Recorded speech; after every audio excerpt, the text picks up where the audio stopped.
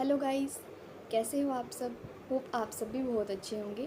मेरा नाम है आरती और मैं आज आपके साथ इस वीडियो में डिस्कस करने वाली हूँ एक ऐसे एंट्रेंस एग्ज़ाम के बारे में जिसे आप सब बहुत अच्छे से जानते ही होंगे। उसका नाम है CUET।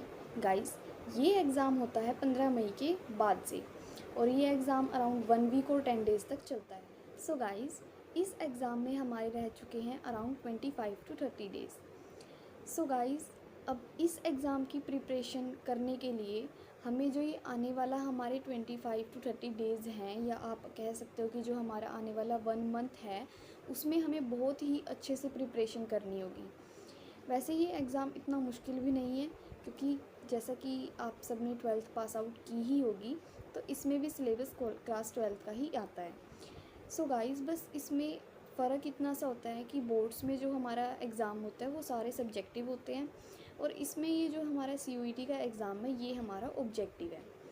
बट गाइस, हमें इस चीज़ की चिंता करने की ज़रूरत नहीं है कि हमें कैसे प्रिपेयर करें, कहाँ से प्रिपेयर करें, बिकॉज़ आजकल बहुत सारे रिसोर्सेज हो चुके हैं मोबाइल पर भी, मतलब ऐसे ही हर एक प्लेटफॉर्म पर। जैसे कि बैचेस भी बहुत सारे हैं जो 1 मंथ में प्रिपेयर करवा रहे हैं, और काफ़ी रिसोर्सेज ऐसे हैं, बुक्स भी हैं जिससे हम बहुत अच्छे से प्रिपेयर कर सकते हैं CUET एग्ज़ाम के लिए। सो गाइज़, जैसा कि आप सब जानते हैं कि इस एग्ज़ाम में हमें 50 MCQs आते हैं पर सब्जेक्ट। मैं गाइस साइंस स्ट्रीम से हूँ, सो मेरे पास हैं 5 सब्जेक्ट्स, जैसे कि फ़िज़िक्स, केमिस्ट्री, मैथ्स, इंग्लिश और GAT।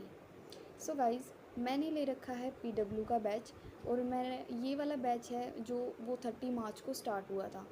सो मैं गाइज़ थोड़ा सा लेट हो चुकी थी। मैंने ये बैच लिया था अराउंड, आप ये लगा के चलो 2 to 3 अप्रैल शायद लिया था मैंने ये बैच। सो मैंने जब से ही अपनी प्रिपरेशन स्टार्ट कर दी थी।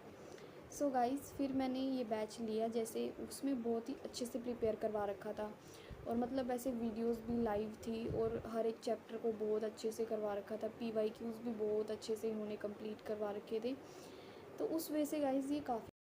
और एक इम्पॉर्टेंट बात जो मैं आप सबको कहना चाहूँगी वो ये है कि गाइज़, जैसे कि मतलब फॉर्म तो सब ने भर ही रखा होगा CUET का, तो मैं सबको ये कहना चाहूँगी कि कोई भी मतलब इस एग्ज़ाम को स्किप ना करे, क्योंकि गाइज़ कई बार पता है लक फैक्टर भी होता है।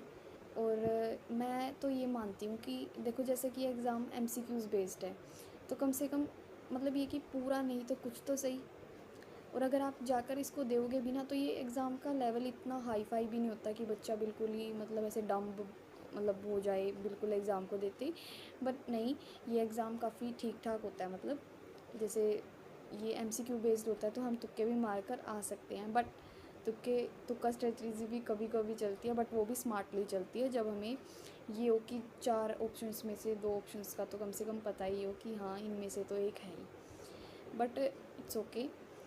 और इस एग्ज़ाम में हमारे जो पर क्वेश्चन होते हैं वो हमें, अगर हमने वो करेक्ट आंसर है हमारा, तो उसमें +5 मार्क्स मिलते हैं, और अगर हमारा ये गलत हो जाता है तो हमें 1 नेगेटिव मार्किंग भी मिलती है 1 मार्क की।